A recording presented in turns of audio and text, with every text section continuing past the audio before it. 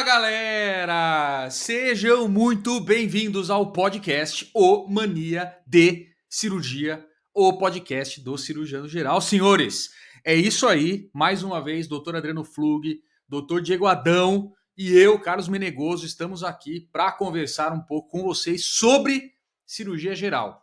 E hoje a gente trouxe um tema muito bacana e mais, que ele acabou de sair, esse tema, né? Acabou de ser publicado faz.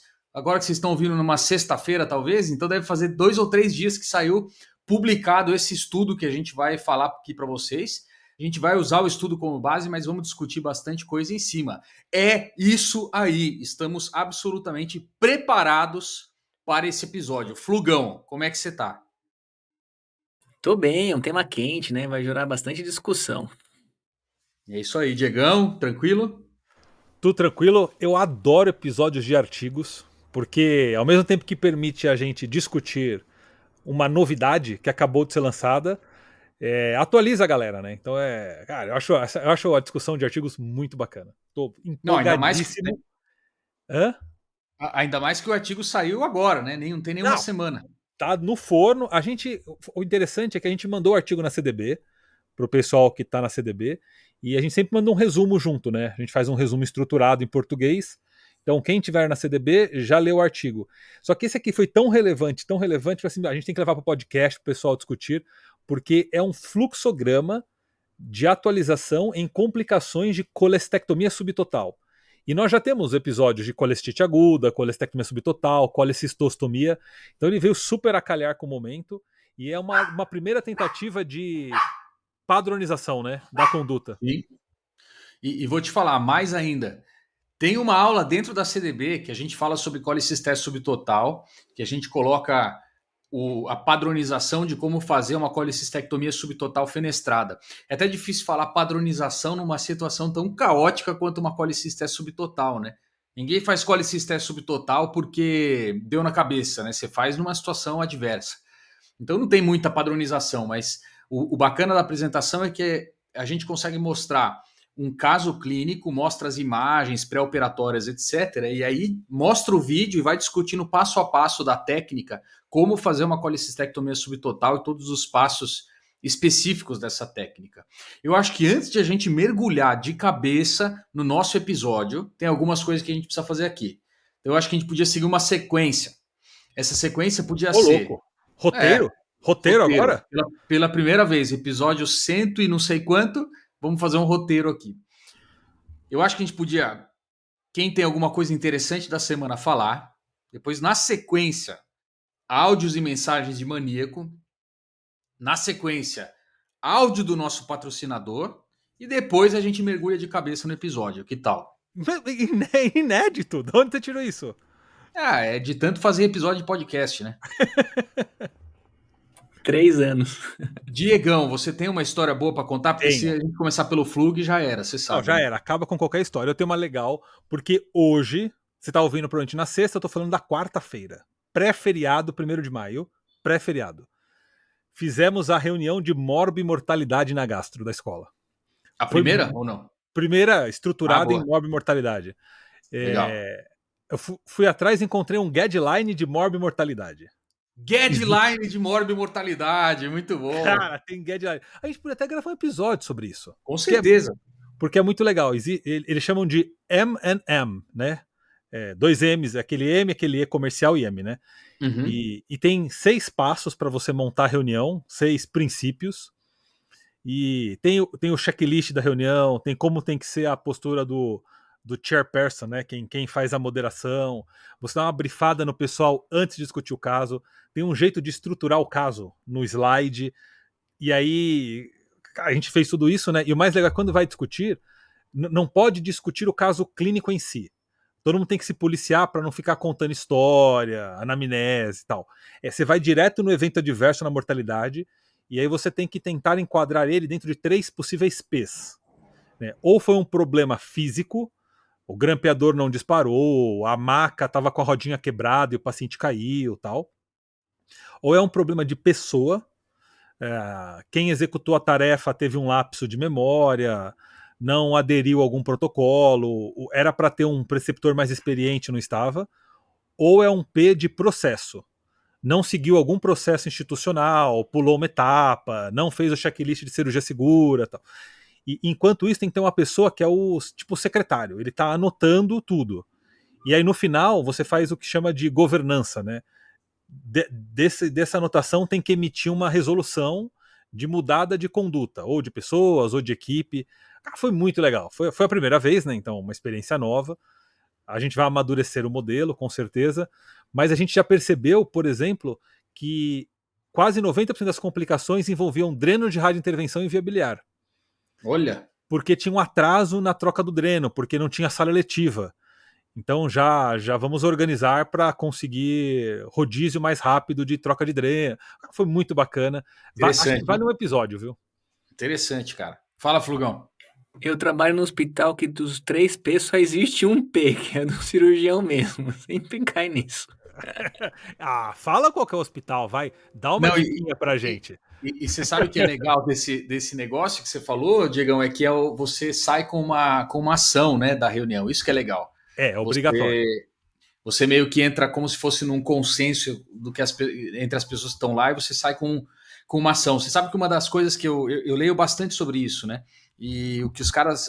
Tem muita gente que fala que um dos grandes problemas que tem sobre isso é sobre essas definições, na verdade, é a indefinição da coisa. Você discute e não sai com nenhuma ação porque você tem medo daquela ação não ser a correta. E o que os caras contra-argumentam é que você, independente se a ação é correta ou não, você tem que sair com uma ação e ponto final, tem que implementar. Se ela não der certo, você revê o negócio, mas você tem que sair com um plano de ação. É isso que é importante, né? Sim. Pô, que legal, cara. Fiquei muito feliz de saber isso aí, porque a tendência é só melhorar, né? Conforme vocês vão pegando mão, vão amadurecendo, a tendência é só melhorar. E no fundo, o que muda as coisas é esse tipo de reunião, que é um negócio aberto, honesto, todo mundo fala o que tem que falar, rever tudo que tem que rever de forma transparente e toma uma decisão baseada em dado mesmo do que está acontecendo de forma repetida, né? Você tenta achar um erro sistemático e não um erro episódico, né? Que é o que a galera faz ao contrário. E provavelmente nas próximas reuniões o problema vai repetir e a gente vai perceber ele acontecendo. E estudando para moderar essa reunião, eu acabei lendo bastante coisa sobre isso, eu descobri que o queijo suíço não existe mais, o modelo do queijo suíço, ele está ultrapassado. E eu achava que era um modelo super válido para erro, tudo, e tem um novo modelo, mas eu não vou contar qual que é, Hang Cliff, nunca lembro qual que é a ordem, para o episódio de reuniões de mortalidade que gravaremos no futuro. Sensacional. E é legal isso aí, porque o pessoal tende a trazer para a reunião os relatos de caso, né? Eu tive um caso assim 10 anos atrás e que eu fiz tal coisa e deu certo. É sempre assim, né? Mas é sempre com coisas episódicas e não sistemáticas. A gente vai acabar fazendo um episódio sobre isso, né? Porque é muito legal. Eu vou falar mais uma coisa só. Você pode levar casos do tipo 1 ou do tipo 2, eles chamam. Casos do tipo 1 são casos que tiveram coisas que deram errado. Então, morreu, trombosou, infectou, o que você não gostaria que tivesse acontecido. São os mais comuns. Só que esse guideline estimula você a levar casos tipo 2, que são aqueles casos que era para ter dado tudo errado e deu certo. Que era para ter morrido e não morreu, que era para ter complicado e não complicou. Porque eles falam que vale a pena você dar uma olhada. Mas por que será que deu tão certo um negócio que todo mundo estava jurando que ia dar errado? E você também encontra coisas legais de implementar. Então, sim. Um assunto muito bacana. Bacana. Fala, Flugão, você tá muito quieto nesse episódio, Flug. Não sei o que aconteceu aí.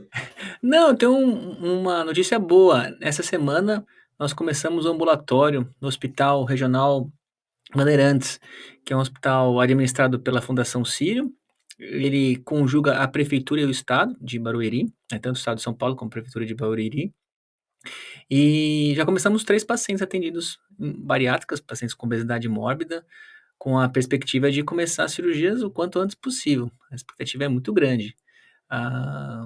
O hospital é muito grande, tem centro cirúrgico, diversos materiais, e estamos muito animados para começar.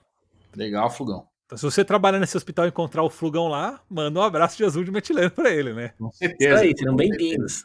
Falando em Muito bom. abraço de metileno, tenho duas mensagens de maníacos aqui que valem a pena ser lidas.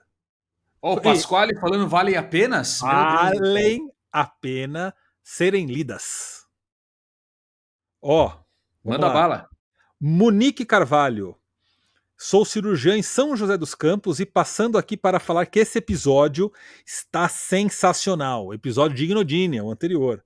Mandaram muito bem, parabéns. Com certeza tá no top 3 de melhores episódios, ó. Monique Caramba, achou o hein? episódio show de bola. Mas foi legal demais gravar, vocês acharam? Eu gostei Foi. também. Foi bem legal. Tristeza foi ouvir vocês por 10 minutos falando ladainha, mas se avançar o áudio, se você não ouviu ainda, quando você for ouvir, você pula assim, ó, aperta várias vezes o avançar, que é o episódio engrena. E o Flug, que não parava de fazer pergunta da experiência pessoal dele, só para ele querendo aproveitar para tirar dúvida dele e não deixando a gente falar, né? Foi, parecia eu com o padre aquela vez lá, que eu queria me confessar com o padre e me aproveitei para me confessar. E o nosso queridíssimo Lucas Vicente. Episódio caixa alta, hein? Fantástico! Preenchendo uma lacuna de grande dúvida e impactando minha forma de lidar com um problema tão comum no dia a dia.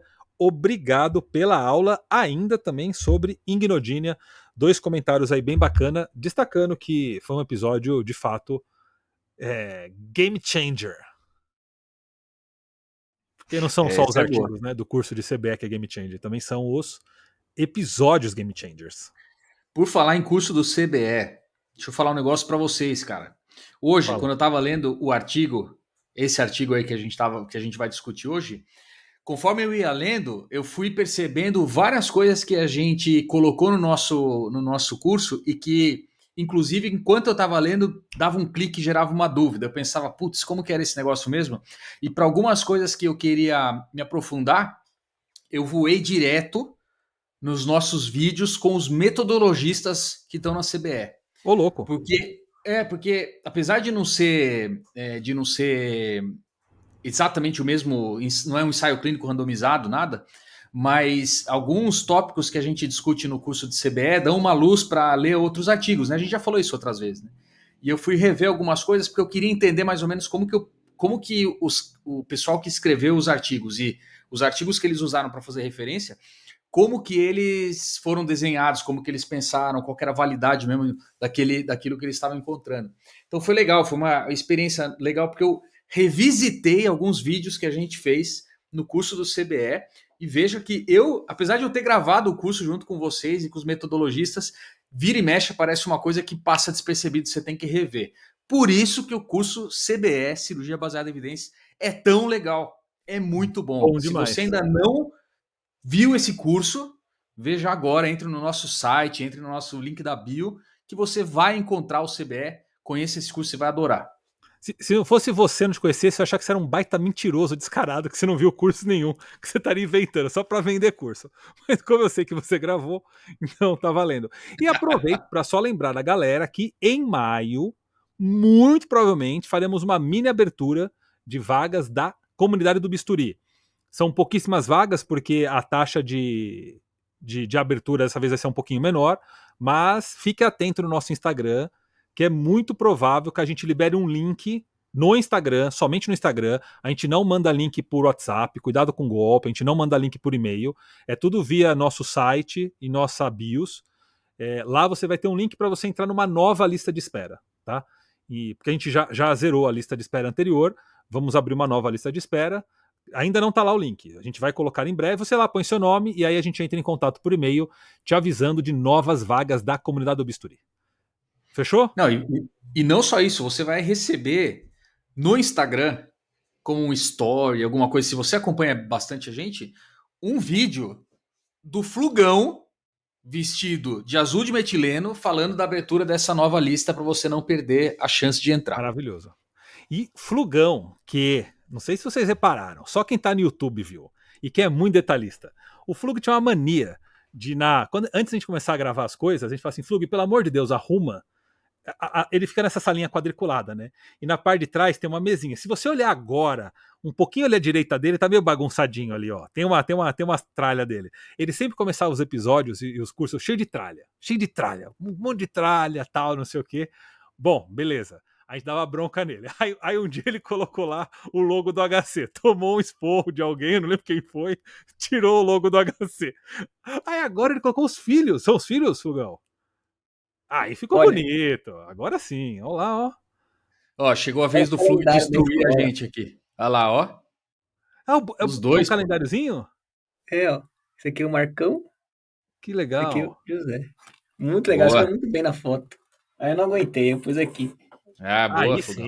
Aí sim. Pô, bom demais. Muito, muito, muito bom, senhores. Antes de mergulhar no episódio, finalmente, preparem-se. Agora vem o áudio do nosso patrocinador, rodando.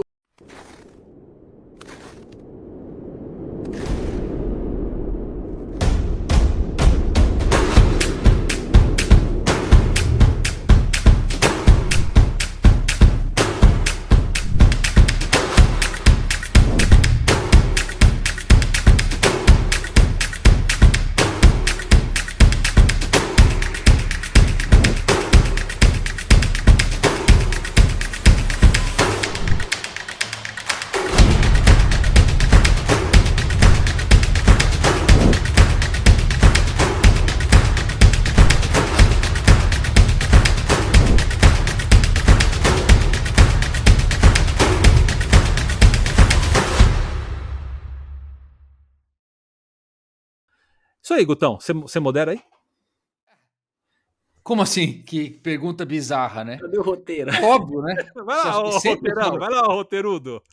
sempre sobra para mim, cara. Sempre sobra para mim.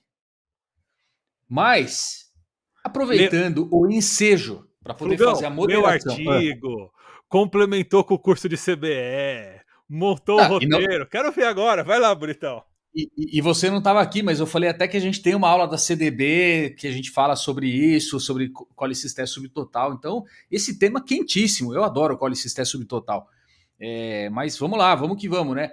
A ideia é a gente discutir um artigo que foi publicado, como eu falei para vocês, alguns dias atrás, no Annals of Surgery, e o título desse artigo é O Manejo da Fístula Biliar após uma colicistectomia subtotal, e é um artigo de revisão. Foi publicado por Deng et al. Olha só, então a gente preparou algumas perguntas aqui, né? E vamos discutir algumas coisas interessantes. Como sempre, a gente prepara 2 ou 3 perguntas, o resto vai aparecendo conforme a gente vai fazendo episódio. Mas eu vou começar aqui detonando. Eu vou perguntar aqui pro Diegão, para começar, o que é, só para deixar o pessoal alinhado aqui no assunto, né? Muita gente nunca nem ouviu falar sobre isso. O que é uma colicistese subtotal? Não só não ouviu falar, como muita gente acha que é aquela colicistectomia do preguiçoso, o cirurgião preguiçoso que não quer tirar a vesícula inteira, tira só uma parte. Então, Diegão, conta para nós o que é uma colicistese subtotal e para que ela é indicada, de forma meio rápida, aí só para a gente se alinhar no episódio e todo mundo saber do que a gente está falando. Vou ser bem breve, e tem um episódio nosso gravado sobre isso, vou até pedir para vocês darem uma olhada aí e avisar qual que é o número, deve ser 30 e alguma coisa, eu acho. Mas de forma muito breve, colicistese subtotal é uma técnica, é uma opção técnica para uma doença chamada vesícula difícil. Como o Guto comentou, colicistese subtotal não é uma técnica inferior ou alternativa à colicistectomia total. Por quê? Porque a colicistectomia total é a técnica para a vesícula fácil, ou pelo menos uma vesícula que não seja difícil. Então, mediante um cenário de dificuldade de dissecção, para reduzir o risco de lesão de via biliar ou lesão vascular, ou até mesmo combinado, opta-se por uma técnica de bailout, uma técnica de resgate, ou uma estratégia em que você abre mão da ressecção da vesícula como um todo, de tentar encontrar o calor, de dissecar, e você entrega alguma coisa para o paciente que tire o conteúdo da vesícula e trate aquela infecção. Pode ser uma drenagem, pode não fazer nenhum procedimento invasivo em si, ou pode ser a subtotal. Então a subtotal é uma das principais alternativas, uma das principais opções cirúrgicas para a doença vesícula difícil. E aí existem várias modalidades técnicas de colecistectomia subtotal, mas o princípio dela é tirar parte da vesícula, todo o seu conteúdo, a bile infectada, e preservar o infundíbulo. Infundíbulo que, junto com toda aquela fibrose, vão consistir o que se chama de escudo de Meckel-Moyle, que na verdade é uma proteção àquela via biliar que está ali atrás para você não cutucar e acabar lesando. Beleza? Não, perfeito, acho que é isso aí. E é sempre bom frisar que você tem que tirar o conteúdo da vesícula, hein? Não é para abrir e deixar, né? Tem que tirar os cálculos, revisar, fazer tudo isso direitinho. E tem algumas técnicas diferentes. Flugão, aproveitar que você está aí mais quietão hoje, deixando o Diego falar que nem um monstro aqui. O Diegão falou dessas técnicas aí, né? O que tem de técnica disponível para a gente fazer de colicistese subtotal? E você tem alguma preferência pessoal de uma sobre a outra ou não? Assim, eu tava procurando o episódio não achei, acho que a gente não falou, só falamos sobre colicite aguda. Não falamos especificamente sobre total. Na parte 2 do colestite aguda, que é o colestite tratamento. Isso. Uma parte. Eu vou procurar aqui porque é muito difícil contar com vocês para encontrar as coisas, viu? Vai falando aí, Flug, que eu vou achar o episódio. A ideia da colicistite, colecistectomia subtotal é muito interessante, porque nós ficamos tão presos a protocolos que às vezes a gente não para pensar no que está acontecendo. Veja, a colecistite aguda é uma obstrução de uma víscera. Em última análise, uma das interpretações é você expandir o raciocínio para apêndice. A apendicite é uma obstrução de um anexo ao apêndice. A diverticulite é uma obstrução de um anexo de vertículo. Eles podem se comportar de maneiras diferentes. No caso de algum modo, uma expressão genética desse paciente vai determinar que ele hiperexacerbe uma inflamação a ponto de virar uma fibrose. Nessa situação, essa fibrose é tão intensa, mas tão intensa, que a natureza já está dando cabo disso. E você insistir numa colecistese para retirar tudo isso é um desperdício do que a natureza já fez. Você usa a fibrose dela, a própria fibrose vai obstruir esse cístico. E se não obstruir a curto, vai ser obstruir a longo prazo. Tanto que nós vamos discutir que a maior parte da condução da fístula é esperar o tempo resolver, a própria fibrose. Então, partindo desse pressuposto que a gente está usando a fibrose do paciente para o próprio tratamento dele, ao meu ver, faz muito mais sentido usar a técnica fenestrada, que você pouco se importa para o fechamento desse infundíbulo, uma vez que você está acreditando que a fibrose vai curar esse paciente. A outra técnica é reconstitutiva, que o nome seria reconstruir esse fibrose infundibular, que você fecharia. Ambos têm algumas vantagens e desvantagens. Confesso que não tenho experiência alguma com reconstitutiva, nunca tentei, acho que eu nunca vou tentar fazer isso, porque o cenário realmente é muito hostil. Então, por um viés aí de experiência técnica, eu caio sempre na fenestrada. Depois a gente discute as vantagens e desvantagens delas, mas essa é a minha resposta. Boa. Episódio 19. 19, cara, mais de 100 episódios atrás. Lá nos primórdios, o episódio 19, por curiosidade, foi gravado em 3 de fevereiro de 2023. Caramba, olha. Pouco tempo atrás, né? Tá na hora de atualizar mesmo, né? Tava na hora já, né? Muito bom, isso aí. Putz, então, eu acho que é basicamente isso, né? A ideia de você tentar fazer a colicistese subtotal para evitar que você entre nessa fibrose que o Flugão falou, evitando correr o risco de lesar principalmente uma via biliar que você não está vendo, ou então alguma estrutura vascular muito importante, e é justamente esse é o propósito da colicistese subtotal. De novo, eu sempre gosto de reforçar isso, porque ainda hoje, por mais bizarro que pareça, e apesar de tudo, ainda existe uma discussão filosófica em volta dessa colicistectomia subtotal, que... Fala aí, Diegão. Não é filosófica, não tem nada a ver filosofia com isso. Claro que tem, porque foi Aristóteles que falou. Eu vou até contar a citação dele. Não, eu digo meio filosófica porque é uma coisa que não tem nada a ver com a parte médica da coisa e com a indicação, que é aquele negócio que eu estava falando da preguiça, né, do demérito.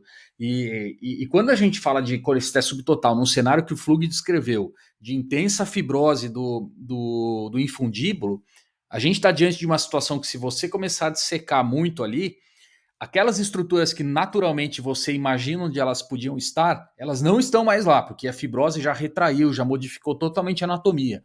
Então, é muito arriscado. Você corre risco de lesar uma estrutura que às vezes não estava onde você imaginava, você não está nem vendo, e depois você descobre que era via biliar ou uma artéria hepática, alguma coisa assim. Essa é a ideia de fazer a colicistese subtotal. E aí, como o Flug falou, eu sigo a mesma linha do Flug, né? Eu sou muito mais da fenestrada. Eu acho que eu fiz uma vez só a reconstitutiva, mas eu não gosto, justamente porque aquela área está tão fibrosada, é difícil você fechar e reconstituir um infundíbulo. E a gente vai falar um pouquinho sobre as complicações, sobre a diferença entre uma e outra, na sequência já. Eu não vou queimar essa largada, mas a minha preferência também é fenestrada. Diegão, rapidão, antes de eu fazer uma pergunta para você, uma Ah, mais robusta, né? aham. Sim ou não? Aliás, Não, fenestrada ou reconstitutiva? Qual? fenestrada, sem dúvida. Fenestrada também, beleza. Então aproveita, o que você ia falar? Não, nada, eu só falei um não porque eu não sabia o que você ia falar, eu já soltei um não. Muito bom. Então já aproveita e fala aí para o pessoal que está ouvindo, por que você faz fenestrada? Qual que é o lance aí? Bom, mais rápida, muito mais rápida. Tirou o fundo, tirou o corpo, sobrou infundíbulo, não faz mais nada, só drena.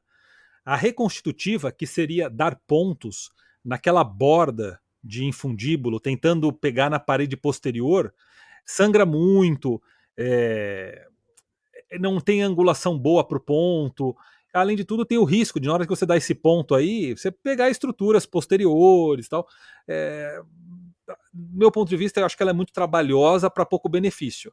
E aí, exatamente o que a gente vai discutir sobre o artigo é os eventos adversos associados à fenestrada são menos graves, no meu ponto de vista, do que os eventos adversos associados à reconstitutiva.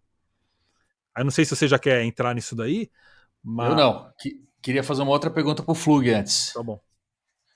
Pode ser? Ó, claro. Porque você está falando aí do que fazer, onde dá o ponto, onde não dá, parede posterior, etc. Mas tem muita gente que ainda não sabe o que é exatamente a colicistese subtotal. Como é que, o que configura você sair da cirurgia e falar, bom, eu fiz uma colicistectomia subtotal. O que você tira, o que fica? A gente falou só que abre a vesícula e tira o conteúdo. Mas que parte da vesícula que fica, que parte que sai, Flugão? Explica pro pessoal aí. Às vezes há uma confusão entre a Turek e a subtotal. Talvez acho que isso que você quis perguntar. A Também. Turek é só quando a parede posterior, a vesícula, fica aderida ao leito hepático e você despreza essa parte da vesícula lá. A subtotal, entenda-se que você não está retirando o infundíbulo.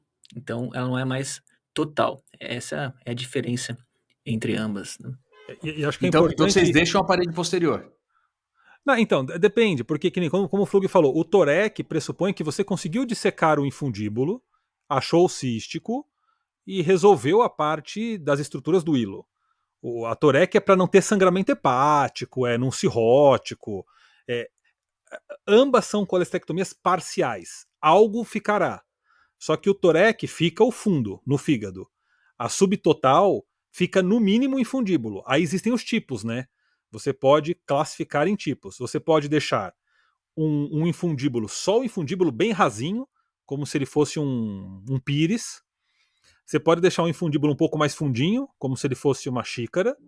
E em casos extremos, você pode deixar um infundíbulo com corpo tudo, como se ele fosse uma taça de champanhe. Um cálice. Um cálice, um lírio. Cara, minhas analogias estão muito boas, cara. Pelo Uma amor de Deus. cratera é o nome certo. É onde os gregos tomavam vinho. E crânio, Flug. Era crânio o nome? Crânio é cálice, né? Onde eles bebiam vinho, né? Eu pensei que era cratera o nome. Talvez tenha a mesma origem. Vou Crânio, convidar o Platão cratera, para deve vir ser aqui muito no parecido. podcast. E aí, claro, quanto mais você conseguir tirar de forma segura, menos vesícula sobra, menos infecção, menos abscesso, menos tudo. Então, se você conseguir tirar corpo, fundo, parede posterior e deixar só a basezinha, né, do infundíbulo, com o buraquinho do orifício externo do cístico, sucesso. Mas se não der, não tem problema. Você pode ir deixando mais coisa, a ponto de você fazer a colecistectomia tipo 3, subtotal tipo 3, que é a fundectomia.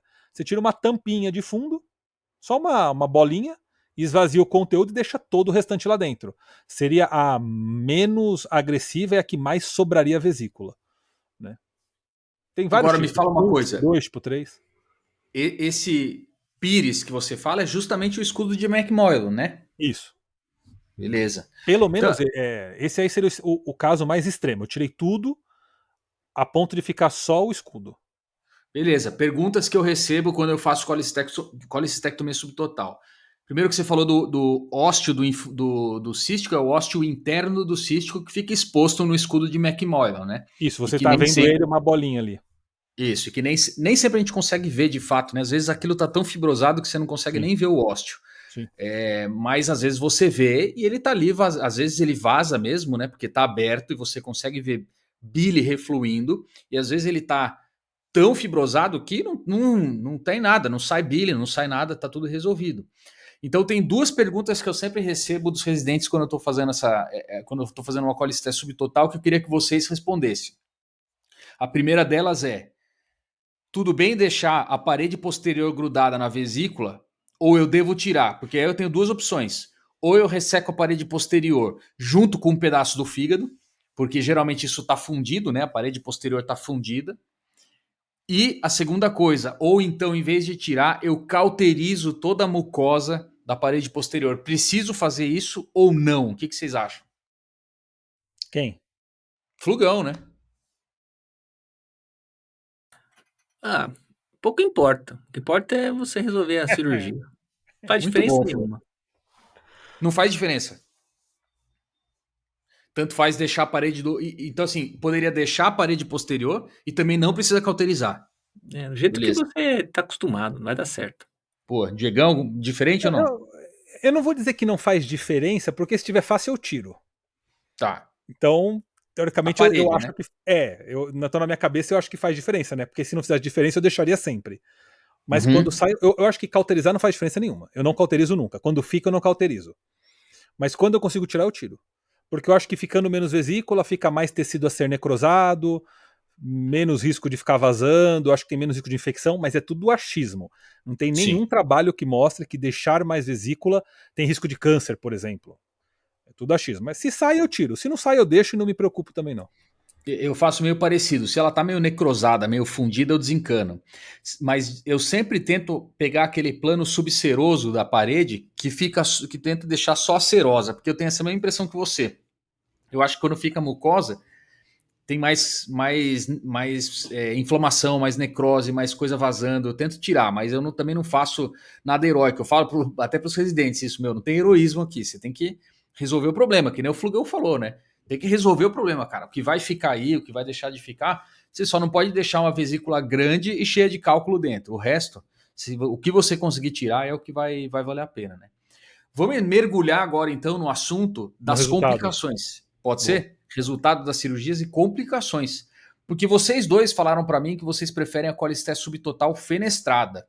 Então eu quero perguntar para o doutor Adriano Flug. Por que você, Flugão, prefere a colicistese subtotal fenestrada e não a reconstitutiva? Não só em termos técnicos ali, intraoperatório, mas o que você pensa no pós-operatório que uma pode ser melhor que a outra? Bom, primeiro nós já falamos, porque é muito mais fácil de fazer fenestrada, no mínimo muito mais rápida, e eu tenho um viés que eu estou acostumado a fazê-la, então eu vou tentar justificar sempre porque eu gosto disso. Mas, de todo modo, a complicação esperada dela, que é a fístula biliar, que nós vamos entrar em discussão, é uma evolução muito benigna, autolimitada, que no máximo vai requerer um recurso endoscópico. Ou seja, a complicação esperada está num ambiente que eu estou muito confortável em lidar. Já a reconstitutiva, o ambiente é um pouco mais hostil. É, boa. Dados Eu, do artigo, né? Até acho que é interessante. O artigo fez um levantamento de vários estudos, né? A gente nem comentou que você falou do Annals of Surgery, né? Mas para o pessoal, o Annals of Surgery é uma das revistas cirúrgicas com maior fator de impacto de todas. É o fator de 12,9. É alto para um caramba. Então, o artigo está numa revista de muita visibilidade. Então, ele teve muito critério na sua execução. Não que ele seja perfeito, mas ele teve muito critério. E no levantamento dos autores, eles encontraram, ó, Flugão, que a taxa de fístula biliar pós-colecistectomia subtotal fenestrante, que é essa aí nossa, que fica aberta, varia de 10,6% a 18%. Então, vamos colocar o pior cenário possível, vai, 20%. Ou seja, tem uma taxa aí de 1 a cada 5 pacientes evoluindo com vazamento biliar. E aí ele fala que esse vazamento pode se apresentar de 3 formas. A maioria é um vazamento de bile direcionado pelo dreno. Então, vaza a bile pelo dreno que você deixou. Cenário controlado, beleza? Só que existe a possibilidade de coletar bile e evoluir com biloma. E o caso mais extremo, e felizmente mais raro, coliperitônio, peritonite biliar. De o dreno não contemplar, a bile não se ficar bloqueada e cair na cavidade inteira. Então, como você falou, embora seja um evento comum, 20%, a grande maioria é direcionada pelo dreno, certo? Flug? Exato. E uma inferência de raciocínio é pressupor que esse caso do coleperitônio seja uma má indicação, pois se você espera que a fibrose seja tão grave a ponto de obstruir o cístico e o seu pós-operatório teve um coleperitônio desse volume, provavelmente essa foi uma super indicação da colestectomia subtotal. Uma interpretação. Se o cístico for longo, né? Porque às vezes o cístico é tão curto, quase um mirise, que aí fica um buracão mesmo e aí vaza muita bile mesmo, né? Se o cístico for longo, de fato, ele deveria estar bloqueado. E aí não deveria ter vazado. Você sabe que uma coisa que eu tenho percebido na minha vasta experiência de umas 8 colecistéses subtotais que eu fiz, 8 ou 10, sei lá, é que geralmente você percebe esse desfecho no próprio intraoperatório. Quando você abriu a vesícula, não encontra o cístico, não está vendo nada vazar, provavelmente não vai ter vazamento nenhum. Vai ficar por aí e acabou. 80%. Agora, os casos que você enxerga o ducto cístico é quando você tem os vazamentos pós-operatórios. E aí, não sei se é uma coisa que é descrito em alguns artigos também que falam de colecistese subtotal, que eu gosto de fazer, é dar uns pontos para tentar fechar o ducto cístico, uns Sim. pontos como se fosse no próprio escudo de McMorrow, né? Eu tomo esse cuidado de não aprofundar muito o ponto, para não correr isso de pegar uma estrutura que está no infundíbulo. Então eu dou um ponto praticamente pegando, sei lá, diria que quase só a mucosa, sabe? E eu fecho isso para ele parar de vazar. Para tentar controlar um pouquinho isso no pós-operatório, né? Mas é um detalhe técnico que às vezes vale a pena fazer. Especialmente quando você... Oi, fala. Fala. Especialmente Não, eu quando ia falar, especialmente quando você vê o ducto cístico, é muito bom que você faça uma colangiografia intraoperatória, né? Para você delinear um pouquinho a anatomia, pelo menos. Eu sei que o Diego não gosta muito, o Flug gosta um pouco mais, né? Para colecistese subtotal, quando eu estou pensando em dar esse ponto, eu gosto de fazer, porque eu quero ter uma ideia se eu estou muito próximo do colédoco ou não. Claro que isso não é uma coisa 100%, mas ajuda a interpretar se esse ponto é arriscado demais ou não. Se ele está muito perto do colédoco, eu pulo fora, deixo quieto, deixo só o dreno e não faço mais nada. Mas de novo, não está escrito em lugar nenhum, nem livro, nem artigo, é uma conduta pessoal isso aí, né? Tem alguns relatos de casos em que o pessoal faz patch de aumento, como se fosse um Graham da vesícula. Já viu, Flug? Já, inclusive a gente publicou no Cirurgiano Geral um estudo retrospectivo mais grande, analisando o efeito da epipomplastia na colestectomia subtotal. Apesar de retrospectivo, o desenho ter várias limitações, ele associou a epipomplastia a aumento de complicações, precisamente falando o tempo de internação. Ou seja, no final, talvez a epipomplastia não tenha tanto efeito como se imaginava e talvez até um efeito pior, mas tudo retrospectivo. Nesse trabalho que a gente está lendo, esse estudo que você falou entrou, porque eles pegaram os trabalhos desde 1985 até 2021, incluindo retrospectivos para fazer as análises e as conclusões. É uma revisão narrativa, né? Não uma revisão sistemática propriamente dita, uma revisão narrativa, mas contemplaram também esses. Porém, e é um grupo no Canadá que está estudando, né? Porém, não está descrito nada especificamente sobre o Graham da vesícula. Eu queria fazer 2 perguntas. A primeira é séria, a segunda é zoeira. Então vou fazer a primeira da zoeira para não esquecer. Será que a gente não deveria convidar o Pasquale na próximo podcast? Porque Diego fala as análises. O Flugão fala...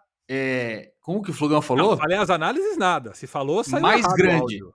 Não. Você falou análises. O as Flug falou mais grande. Lógico que não. Não dá para entender nada. Esse podcast aqui não dá para entender. E o A senhor segunda só, pergunta. e o senhor só entrega a sua idade quando o senhor chama Pasquale. Você tá desatualizado, não é mais o Pasquale. É aquela Quem que é? moça lá do Instagram. Esqueci o nome dela agora, eu vou procurar aqui. Tá. Qual que é o nome Ela dela? faz curso de, ela faz curso de moda agora, Ela parece. olha de lado assim, ela fala que. Ela falaria que provavelmente você é ridículo, que você é deselegante. Chamaria você deselegante, não teria sombra de dúvida nenhuma que você seria. Você seria ofendido por ela, tenho certeza, com desprezo. Eu vou descobrir o nome dela aqui, espera um segundo. A segunda pergunta, que é a real, eu esqueci. É a que eu queria fazer de verdade, que era para valer. Ah, não, já lembrei. É uma pergunta agora pro Dr. Diego Adão, que é o cara dos epônimos, o cara todo aí. Diegão, se fosse um Graham, teria que ser uma ressecção do epíplon e entuchar um fragmento desvascularizado de epíplon dentro do cístico. Então não é isso que você está falando. Você É deve um estar falando Cellar de algum... Jones, é um Cellar Ah, Jones na tá. vesícula. Um Cellar Jones na vesícula. Agora sim, agora entendi. Que é a omentopexia, só que com um retalho, certo? É um Detalhado, exato. retalho. Tem. É. Cara, olha, se não sou eu nesse podcast aqui, eu não sei o que aconteceria. As Você- pessoas iam sair daqui desse podcast desinformadas. Guto, você beira a insuportabilidade. É um negócio assim. Eu não sei como não sei como a Samantha te aguenta. Só os gatos pra te aguentar, cara. Ela tá aqui hoje na minha frente, hoje no Samantha, pelo podcast. amor de Deus, dá um jeito nisso. Tá? Hoje não tá medicado. Dá lítio pra ele. Cíntia Chagas. Cíntia Cíntia Chagas Chagas. diria que você é, no mínimo, deselegante. Pronto, é uma convidada do nosso podcast para ver se ela pode participar. Muito bom. É 7 É isso milhões aí. de seguidores, viu? Vai brincando. Ixi, então acho que não vai aceitar o convite, né? Só se for pra ficar corrigindo o nosso português. É. Ó, Muito bom, isso aí. e um Bom, dado então vamos lá. positivo. Vocês estão falando e não tá falando do artigo, né? Tá zoando, mas do Sim. artigo que é bom ninguém discute. O artigo traz que 70% das vezes o vazamento de bile é autolimitado. Primeiro, lembra? Ele só acontece em 20%. E nesses 20% de fenestrada que o vazamento de bile aconteceu, em 70% ele é autolimitado e resolve espontaneamente entre o quarto e o 12º dia. Tá bom pra você ou não? Olha, meu professor de matemática do colégio ficaria orgulhoso de mim do que eu vou falar agora. Quanto que é 70% de 20? É isso, né? Veja se o meu raciocínio está certo. Se é 20% na pior das situações, das hipóteses, é 20% de fístula. Isso. E na pior das hipóteses é 30% de tratamento que precisa de CPRE, 20% vezes 30% dá 6%. Então significa que em 6% dos casos de colicistectomia subtotal fenestrada você vai precisar fazer uma CPRE. É isso? Não necessariamente, viu? Não resolve espontâneo. E aí, entre os que não resolveram espontâneo, você tem algumas opções de tratamento. Entre elas a CPRE, que é uma das principais mesmo, né? Então, se a gente pronto, for já. extrapolar, seria o 6%. Mas como há outras opções, talvez não precise ser CPRE em 6%. Sensacional, muito bom. Bom, um dos motivos de fazer a fenestrada é você não. Aliás, desculpa, vou reformular minha pergunta. Você faz a fenestrada e tem o risco da fístula biliar. 20%. Certo, 20%. Qual que é o risco de você fazer a reconstitutiva? Por que Na não fazer a fístula, reconstitutiva, então? na fístula biliar ou o risco Os dois. anel vesícula? Então fala para mim aí, fala para nós o que esse artigo fala sobre risco de fístula na reconstitutiva e risco de novo episódio de colicistite aguda. Nem só epicolite aguda, dor, colangite por novo cálculo, ele coloca tudo num grande pacote. Sobraram pedras dentro desse coto, ou eu fechei e novas pedras se formaram lá dentro. Então o paciente pode ter crise de dor, pode ter nova colecistite aguda e pode ter complicações dessas pedras, né? Como mirise, pancreatite, etc. Tudo isso junto dá 28%. Né? Tá. Então, existe 28% de complicações associadas à neovesícula que vão precisar de alguma intervenção. E aí você tem que pensar qual dos grupos de complicações é mais prevalente. Incidente, 28% versus 20, vai. Não é bem 20, é um pouquinho menos, né? 18, 14, mas vamos arredondar para 20, né? Então 20 versus 28. Tá, então é mais provável ter alguma complicação no grupo reconstitutiva. já me tendenciaria. Tô com medo de falar agora de errar, inferno. Já, Essa é a sensação que eu tenho quando faço um post. Eu fico 30 vezes corrigindo aquela porcaria lá.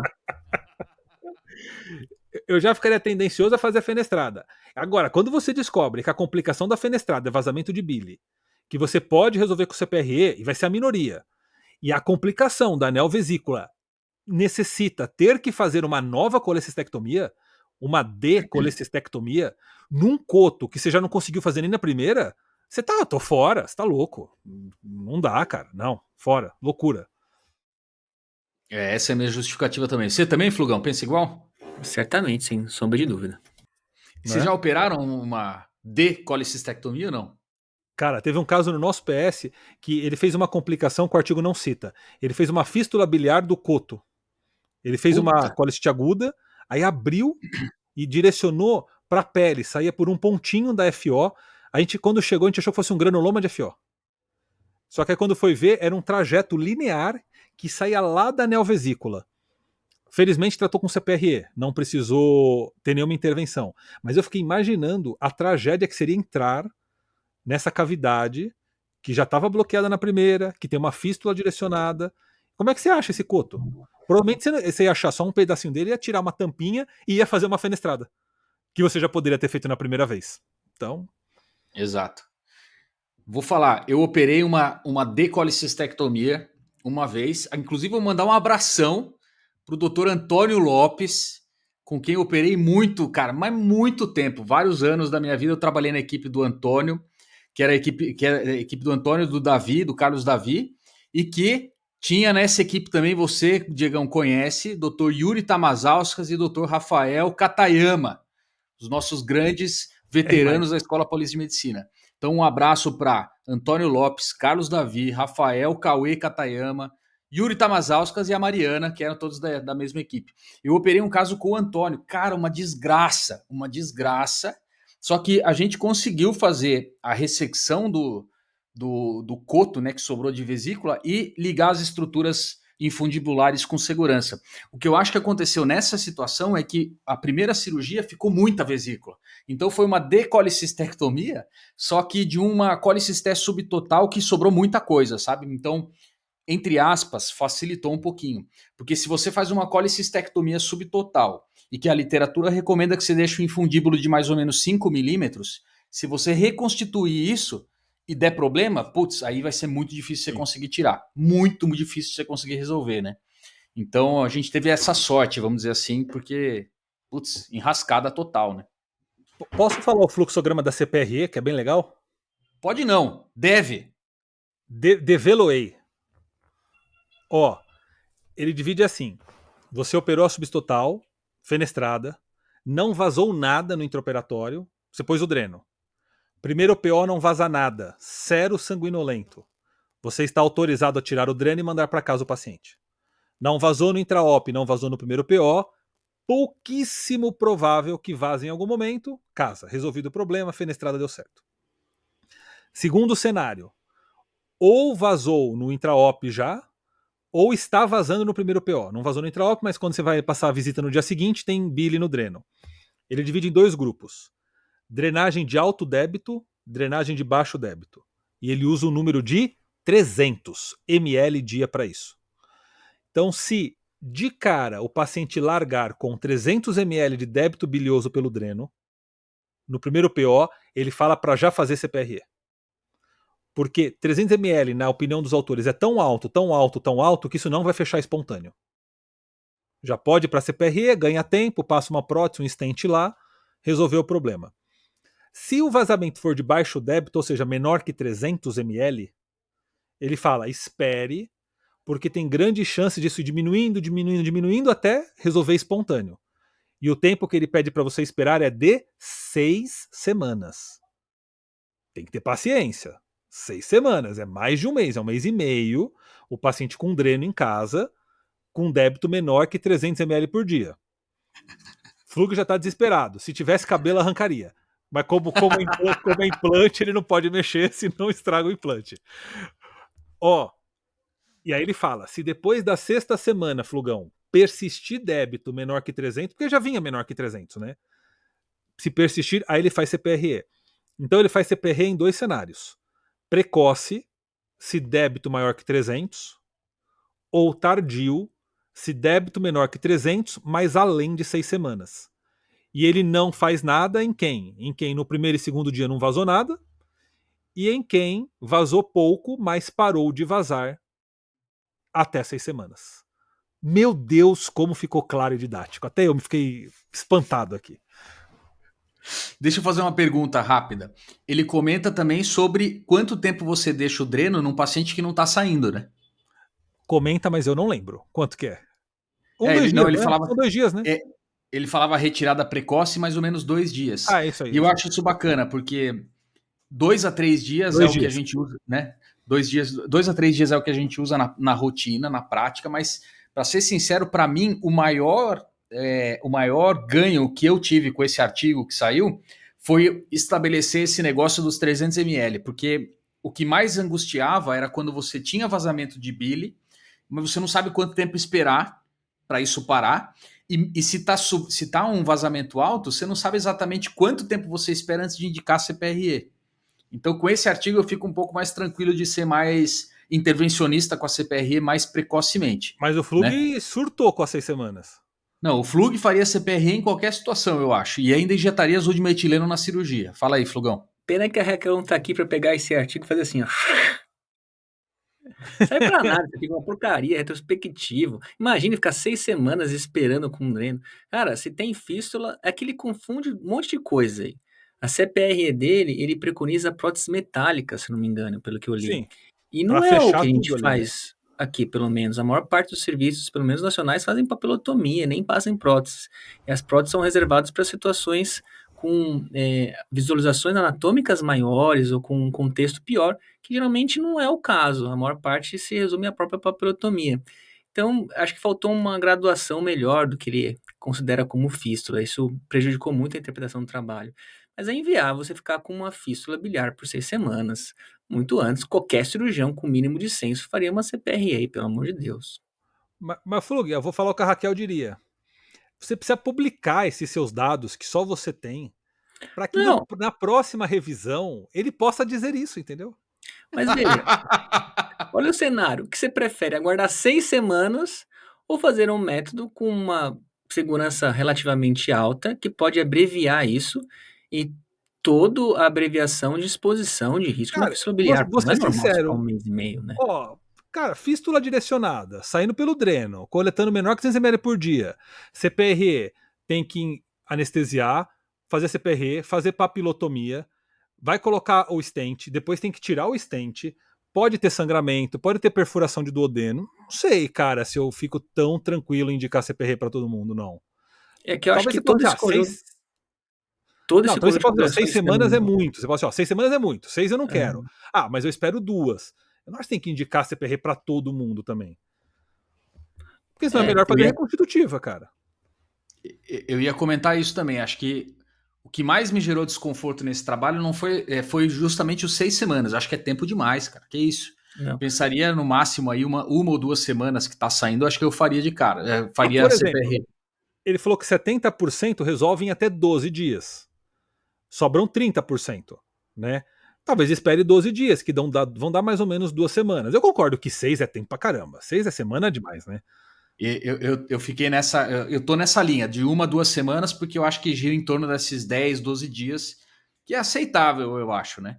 Agora, putz, tá persistindo, acho que Maguto, correria o risco. vamos dar um exemplo, ó. Você operou, Flug também. Primeiro PO, 200 ml. Concordamos, vamos seguir o artigo, não vamos fazer CPRE, tudo bem? Débito baixo. Nessa primeira semana fica girando em torno de 100, 70. Na segunda semana cai para 50, 30. Cara, ele entra com 14 dias com 20 ml de bile no dreno. E era 100, 70, 50, 30, 20. Cara, você vai fazer CPRE ou você vai esperar mais uma semana? Eu vou esperar mais. Eu tava. Na minha cabeça, esse negócio do 1 a 2 semanas é para um débito que tá meio estabilizado. Se o débito Certo. tá o tempo inteiro caindo, eu esperaria mais. Acho que sem problema nenhum. Eu não sei se eu esperaria 6 semanas, mas acho que se tá caindo, eu daria mais um tempinho. Tá, Concordo. aí na próxima semana, 10. Na próxima, 5. Na próxima, 3. Na próxima, 2. 1. Pronto, 6 semanas. Teria tirado no 5 já. Não, você não tiraria no 5 de Billy. 2, 3 semanas de dreno, o trajeto tá feito, cara. Tira o negócio e acabou. Sem fazer Verdade. CPRE? Você Sem tiraria fazer também? CPRE. Saindo 5 ml, tira, acabou. O trajeto tá feito, vai sair pra pele. É que eu não sei se eu entendi bem a pergunta, porque tem vários cenários diferentes. A minha primeira impressão é aquela fístula que fica se mantendo, 100 ml todo dia, não fica melhorando. Isso aí não dá para persistir, tem que resolver. Porque você manter uma fístula desse débito vai dar problema. Ou não quer dizer vai dar problema, vai dar muito risco de problemas. Mas confesso que essa débito cada vez decrescente, 50, 20, 10, fica pequenininho, dá para esperar um pouco, o paciente estando bem, né? Eu vou dar mais uma justificativa para você, Diego, que é um cara que não. Você é um cara totalmente letrado, né? Um cara que lê filosofia, lê um monte de coisa. É um crânio, sabe física, sabe matemática, um monte de coisa. Que Diego, que Diego É um que é esse que você princípio, tá falando? é um princípio físico, Diegão. Você tira o dreno, você dificulta a drenagem para fora. O negócio vai cair mais ainda quando você tira o dreno. Aquele trajeto vai ficar estabelecido e a resistência para o líquido passar ali é maior. Acabou. Então agora eu vou te dar uma alternativa do artigo. Por que não Boa. fazer uma sinografia? Pega essa, bonitão. Sinografia. O trajeto já está feito. Não vai vazar mais bile para a cavidade. Por que não jogar contraste no dreno para que esse contraste percorra uma parte do caminho, entre no seu escudo de McElmoyle e mostre o quanto de cístico existe, se tem uma pedra, se tem uma tortuosidade, se a via biliar está patente, e aí você pode tentar decidir se a sua CPRE vai ser feita com prótese, sem prótese, com stent, sem stent. Você pode planejar alguma coisa baseada no quanto existe de cístico, por exemplo. E você sabe que você comentou um negócio importante. Eu estou falando tudo isso, mas não estou considerando a possibilidade de ter um cálculo na via biliar, né? Porque se tem um Exato. cálculo na via biliar, isso não vai parar de vazar, né? Não tem como, vai ficar vazando, vazando, vazando. Então eu acho que teria que entrar nesse nosso algoritmo de que está persistindo a fístula, algum estudo, para você ver se tem cálculo ou se não tem. E aí eu pensaria em grandes centros ou uma colangio-ressonância, uma ecoendoscopia, dependendo de como for, até uma tomo, se você conseguir, tiver a sorte do cálculo ser visualizado na tomo. Mas essa ideia que você falou é ótima, eu nunca fiz. Eu chamo isso de... Porque a gente faz geralmente quando tem fístula, mas de fistulografia. Mas eu entendo o que você quer dizer, é o contraste do trajeto do dreno por onde ele chega, né? Tipo, para onde ele vai. E é engraçado isso, eu não acreditava que isso funcionava, até eu começar a fazer fistulografia pelos drenos intracavitários. Às vezes tem uma coleção, por exemplo, um abscesso ali que a gente drena guiado por ultrassom. Quando você faz o contraste no dreno, você vê onde o contraste entra. Às vezes entra numa alça, porque teve uma fístula intestinal. Cara, é impressionante isso aí, como dá bastante informação. Essa ideia que você colocou é ótima. Acho que é uma boa coisa para você fazer, talvez antes de qualquer outro exame mais invasivo ou mais caro, né? Os autores colocam isso no fluxograma. Então, você está indo para esse cenário que está se arrastando, né? Porque se fechar, fechou. Se for muito alto, se fez CPRE, mas está arrastando. É o que o Flugão falou. Não está naquele cenário que eu quero CPRE, mas também não está resolvendo, né? Tá ali. Uma opção é isso, que é a sinografia. E a ideia é legal, né? Porque tem uns sinos, né? Tem uma loja ali, você vai ver o que essa loja tá. Para onde que ela vai. E tem a via biliar. Porque imagine, se uma pedra nesse cenário migrou e você está lutando contra uma fístula que na verdade é uma coledocolitíase. Aí a CPRE está mais do que indicada, né? Exato. Perfeito. Acho que é excelente, isso, cara. Muito bom. Legal o artigo, né? Muito bom. Senhores, muito bom, porque esse artigo veio ajudar a gente a conduzir uma situação que é rara, que não tem muita coisa publicada na literatura sobre como conduzir esses pacientes. Então, acho que esse artigo veio dar pelo menos uma organizada no que a gente precisa fazer e dar algumas sugestões de como a gente pode conduzir melhor esses pacientes com colicistectomia subtotal, né? Pô, eu vi que o Diego Adão e o Adriano Flug levantaram a mão. Vamos respeitar a ordem. Adriano Flug primeiro, depois Diego Adão. Mas lembre-se, artigo é retrospectivo, nível de evidência é baixo, não tem nível de recomendação. Alguns pontos valem a pena, muito heterogêneo na CPRE, prótese, papilotomia, plástica. E o dreno que foi alocado também. Por exemplo, o que o Guto falou do dreno é muito pertinente.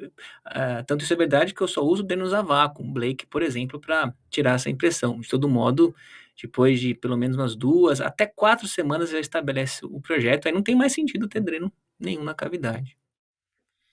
Só passar mais um dado do estudo que a gente não discutiu, só para o pessoal ter um número, né?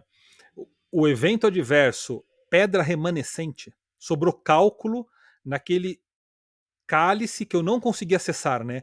Tava tão bloqueado que sobrou cálculo lá. Essa estimativa é de 5% das colecistectomias subtotais. Cálculo residual. E o fator maior de risco para isso é o coto maior do que 3 centímetros. Então, no cenário de coto longo, ou seja, de não pires, mas cálice, tulipas, mais bonito, o risco de cálculo residual é grande. E ele é o que dá muito sintoma, da febre, da icterícia, ele complica muito. Então, não, o cálculo não é uma entidade exclusiva da reconstitutiva. A gente contou, né? Reconstitutiva, quando complica, até 28%, vai para cirurgia, tudo. Mas o cálculo também pode ser uma complicação da fenestrada, quando você não conseguiu explorar direito o cálice, né? Então, só tomar cuidado com isso, com esses cálices muito longos, 3 centímetros é o número de corte, porque eles também podem ter problemas de cálculo, não sendo exclusivo da reconstitutiva. Muito bom. Então, acho que para dar uma resumida, se você está interessado, aliás, se você entrou para fazer uma colicistela, uma colicistite aguda, e você encontrou muita fibrose, muita dificuldade de dissecção do infundíbulo vesicular, essa é a hora de você pensar numa colicistectomia subtotal. Preferencialmente, fazer uma colicistectomia subtotal fenestrada, deixando então aberto, não fazer a reconstitutiva. Se for possível, identificar o orifício interno do cístico, você pode fazer uma colangiografia intraoperatória para te ajudar. E se for possível, tentar dar um ponto para tentar fechar esse ducto cístico para ajudar. Não se esqueçam, colicistese subtotal é igual a drenagem, porque o risco de fístula é muito considerável. Existe muita controvérsia qual tipo de dreno e quanto tempo de dreno a gente deixa, a gente discutiu isso aqui um pouco. Se você é da CDB, você sabe que só os estudos que falam de azul de metileno e de drenagem de anastomose são considerados pelo Adrenoflug. Se não forem esses estudos, eles não são bons. A outra coisa é, se você é da CDB, da comunidade do bisturi, não deixe de acessar a nossa apresentação de colicistectomia subtotal fenestrada, porque eu comento várias dicas de como fazer esses detalhes, essas controvérsias e até esses cuidados que o Diego falou no final de não deixar nenhum cálculo, nada disso. Está dentro da CDB, então você, dentro da comunidade, você pode acessar. Você fez um vídeo, né, mostrando como é que faz, não foi? Então, é dessa aí. É uma aula que eu mostro como fazer, mais ou menos, comento um pouquinho da teoria e daí mostro um vídeo passo a passo, né, de como fazer a coliciste subtotal. E aí, é isso, né? Boa sorte para quem está entrando nessas colicistectomias difíceis aí, porque realmente é um inferno esse negócio. É muito difícil, às vezes a gente se depara com umas situações bem, bem desafiadoras. Mas se você tiver a paciência, né, e a tranquilidade de fazer uma colicistese subtotal, vai te salvar de muito problema de vesícula, né? Muito bom. Não esqueçam, pessoal, também, aqui abaixo do nosso episódio, na descrição, vocês encontram o link para esse artigo que a gente discutiu, para vocês poderem aproveitar e ler ele na íntegra também. Acessem, leiam, tomem suas, né, façam suas análises aí. Inclusive, aproveita que você está finalizando esse episódio com a gente e manda um comentário para nós aqui no podcast. Fala se você já fez colicistese subtotal, o que você achou disso, quais são as suas considerações e, mais importante, que é a fofoca, queremos saber se no dia que você fez, o que aconteceu com os cirurgiões no dia seguinte, qual foi a reação dos cirurgiões no dia seguinte na sua colicistese subtotal. É isso aí, senhores. Foi um prazer inenarrável participar de mais um episódio do Mania de Cirurgia, o podcast do Cirurgião Geral, com os senhores, que é o seu, o meu congresso semanal de cirurgia geral. Senhores, Flugão, vou deixar para você finalizar. Continência aqui para você, esperando a sua finalização. Adiós. Adiós, senhores.